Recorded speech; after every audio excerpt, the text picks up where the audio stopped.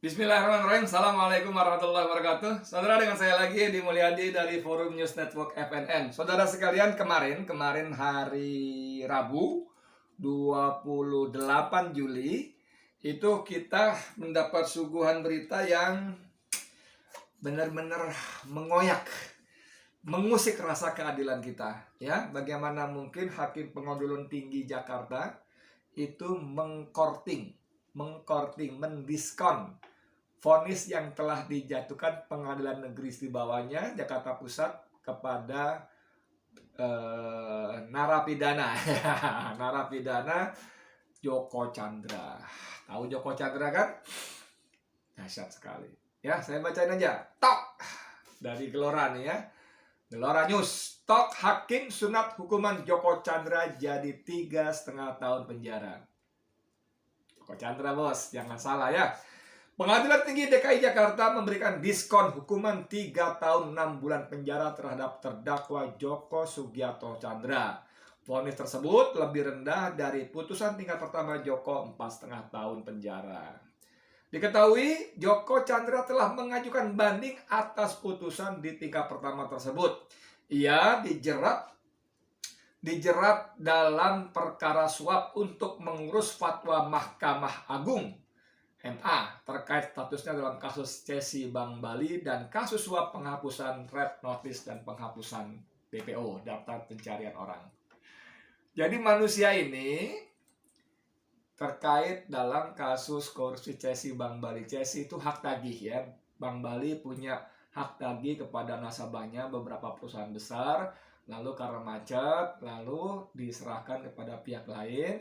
Lu tagihin deh, nanti kalau berhasil lu dapat sekian persen, nah gitu kan. Nah ini berbulat segala macam, dan Joko Chandra menjadi terdakwa waktu itu. Bahkan dia melarikan diri ke luar negeri bos, jangan salah juga, bertahun-tahun ya. Dan untuk begitu dia masuk daftar DPO, daftar pencarian orang, yang dia juga bekerja sama menyuap sejumlah jenderal polisi, diantaranya Napoleon Bonaparte dan siapa lagi, jangan satu lagi, untuk menghapus dia dari daftar red notice yang ada dalam Interpol. Oke, kita baca lanjut lagi bahwa perbuatan yang menjadi dakwaan dalam perkara ini dilakukan terdakwa untuk menghindari supaya tidak menjalani putusan Mahkamah Agung.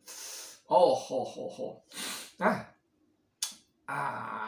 jadi kita baca bahwa dalam putusan banding itu dipimpin oleh Majelis Hakim 1 Muhammad Yusuf dan Hakim anggota Singgih Budi Prakoso, Haryono, Rusdi, dan Reni Halida Ilham Malik. Ada berapa? Satu, ketua majelisnya bernama Muhammad Yusuf. Hak anggotanya Singgih Budi Prakoso. Terus Rusdi dan Reni Halida Ilham Malik, ada 4 orang. Saya tidak berani bilang bahwa mereka disuap, tidak berani bilang.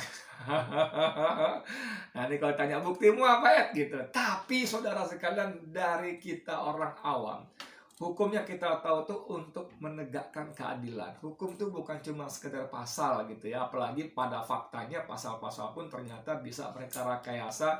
Mereka pilih pasal-pasal yang tidak terlalu berat untuk orang yang gimana gitu, dan pasal-pasal yang sangat berat, nggak masuk akal, pokoknya taruh aja untuk orang-orang tertentu yang memang dibidik. Nah ini sorry banget ya, dia ini merugikan negara. Dia lari ke luar negeri, dia menyuap sejumlah pejabat polisi, dia menyuap jaksa yang disebut waktu itu jaksa Pinangki yang ngetop itu ya.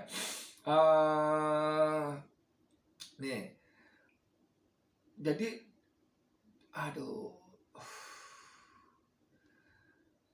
Joko dinilai terbukti memberikan suap kepada penegak hukum Jaksa Pinangki Sirna Malasari. Anda tahu yang juga dikurangi hukumannya karena dia seorang perempuan. Aneh gak? Seorang ibu maksud saya. Banyak sekali ibu-ibu yang karena terpaksa mencuri susu atau apa, yang jumlahnya jauh lebih rendah, cuma beberapa puluh ribu rupiah saja, tetap masuk penjara walaupun dia bawa bayinya yang sedang disusuinya, berusia bukan cuma balita, mungkin batita di bawah 3 tahun, tetap aja hukum berlaku di penjara. Tapi oleh majelis hakim waktu itu, Jaksa Pinangki potong ya, hukumannya dengan sangat besar karena dia seorang ibu. Dahsyat nggak? Hukum kita terserah-serah mereka lah. Lalu apalagi?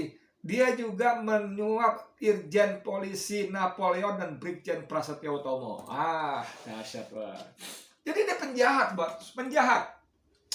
Merugikan rakyat, merugikan uang negara ratusan miliar, menyuap jaksa miliaran, menyuap jenderal polisi miliaran, hukumannya 4,5 tahun penjara, dikurangi lagi menjadi 3,5 tahun penjara. Hukuman pertama saja sudah keterlaluan, terlalu rendah untuk seorang penjahat semacam ini. Dia melarikan diri, bos, keluar negeri, itu menunjukkan dia tidak punya niat baik. Dia ingin lolos dari hukum. Bahkan dia menyuap 2 jenderal polisi agar namanya tercoret, dihapus dari daftar Red Notice Interpol. Tapi dia bisa datang ke Jakarta, ke Indonesia lagi untuk mengurus, menyerahkan langsung berkas naik banding yang ternyata sekarang menjadi turun. Anda bisa bayangkan nggak hakim-hakim di majelis pengadilan tinggi ini? Kok bisa gitu ya? Kok bisa? Dia tahu, diikuti ceritanya, dia tahu manusia ini dalam pelariannya menyuap. Dalam pelariannya dia bisa masuk ke Indonesia, ke Jakarta untuk menyerahkan berkas. Karena peraturannya menyerahkan langsung. Kok bisa? Dan itu tetap dipotong tahanannya. Dan bos, alasannya tahu nggak? Alasannya kata dia itu yang meringankan Joko Chandra telah menjalani pidana penjara berdasarkan putusan Mahkamah Agung bla bla bla bla sekian, dan telah menyerahkan dana yang ada dalam escrow account atas rekening Bank Bali. Jadi kalau saya maling, saudara, saya maling uang, jangan saya, nggak mau.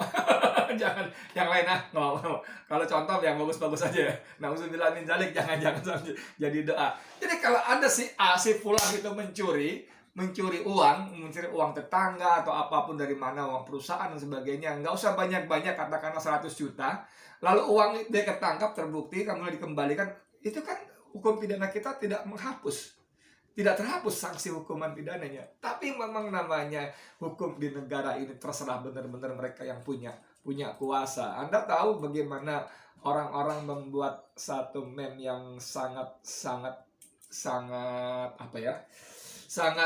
komunikatif. Ada seekor anjing menggigit palu. Palu hakim ya, palu pengadilan. Lalu narasinya, jika palu sudah di mulut anjing, maka keadilan akan terserah kepada tuannya. Aduh, ngeri sekali, saudara. Ngeri sekali. Nah, kembali soal keadilan, saudara. Ini Anda coba bandingkan dengan Habib Rizik Syihab. Habib Rizik Syihab, dosa dia apa? Salah dia apa? Dia hanya berkata, saya sehat, alhamdulillah saya sehat.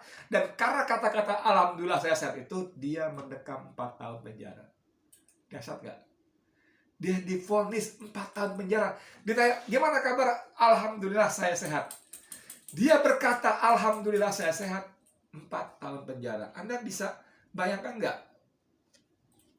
Ada ulama cuma bicara, saya sehat, kena 4 tahun.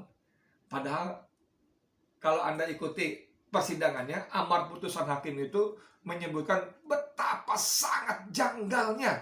Bayangkan, karena pertama, majelis hakim menilai bahwa Habib Rizik Syihab terbukti melakukan kebohongan dengan hasil swabnya itu, ya kan? Terbukti. Kedua, kebohongannya itu membuat terjadinya keonaran. Halo. Habib waktu ditanya membuat video pendek dengan direktur rumah sakit Umi, alhamdulillah saya sehat, itu hasil swabnya belum keluar. Dia belum tahu, tapi dia mengatakan alhamdulillah saya sehat, itu disebut bohong. Gimana? Anda bisa paham nggak? Kalau kita ketemu teman lama, siapapun lah, atau teman baru, atau apapun, ketemu orang, apa kabar Pak? Gimana kabar, sehat? Alhamdulillah saya sehat. Ternyata dia lagi pilek. Alhamdulillah saya sehat. Ternyata lagi kena penyakit apa, flu atau apalah segala macam lah. Itu bohong. Dan kebohongannya itu tersebar lewat medsos segala macam dan menimbulkan keonaran. Dan tahu Anda, keonaran yang dimaksud hakim itu tidak seperti dalam pasal yang dituduhkan tahun 46 itu, pasal sekian itu. Itu keonaran menurut hakim cukup keonaran terjadi di media sosial, bos. Di media sosial terjadi keonaran, kehebohan, itu sudah cukup untuk menjerat seorang Habib Rizik Syihab. Dan disebutkan juga dalam amar putusannya, bentuk keonaran itu antara lain terjadi aksi demonstrasi di perumahan Sentul. Yang kita tahu, Cuma 20 orang. Dan itu sudah dibahas, dihadirkan di sidang sebelumnya Megamendung. Dan mereka mengaku mereka tidak tahu apa-apa, mereka hanya dibayar untuk menolak kehadiran Habib Rizik Syihab. Anda bisa bayangkan nggak? Itu terungkap di pengadilan, tapi itu diabaikan oleh hakim dan menjadikan salah satu amar putusan, pertimbangan amar putusan. Seru ya? Dan satu lagi saudara, di amar putusannya, majelis hakim juga menyebutkan atas penjelasan ahli forensik mengatakan bla bla bla dan seterusnya. Padahal ahli forensik yang dimaksud dalam amar putusan itu tidak pernah hadir di pengadilan, baik langsung maupun secara online, Zoom. Jadi tidak pernah memberikan keterangan apapun, tapi masuk dalam pertimbangan amar putusan. Gila nggak? Gila nggak? Tapi ya sudahlah, saya katakan tadi, memang hukum di tangan penguasa, terserah penguasa mau dibolak-balik, dilipat, dipinggir balik segala macam, terserah. Untuk seorang Joko Chandra, saya harus mengatakan tidak bisa tidak, walaupun buktinya mana ya, sorry, gue nggak punya bukti, tapi tidak bisa tidak, dia pasti menebar uang. Dia pasti menebar uang, dan itu dia mendapat hukuman yang sudah ringan, ringan lagi. Oke? Sementara Habib Rizik Syihab yang karena memang dianggap sebagai musuh bagi penguasa, membahayakan kelangsungan penguasa, maka dia dibidik dengan pasal-pasal aneh, dengan putusan yang aneh. Inikah keadilan negeri tercinta?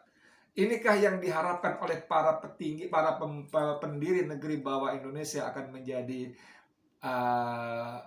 menjadi tempat bagi setiap warga negaranya untuk meraih kemakmuran. Dulu Soekarno mengatakan bahwa proklamasi adalah gerbang kesejahteraan. Dalam konstitusi kita juga melindungi segenap tumpah darah Indonesia dan terusnya sebagainya. Inilah keadilan saudara, keadilan di mata penguasa, keadilan di tangan penguasa. Kalau palu sudah di mulut anjing, maka keadilan akan tergantung pada tuannya.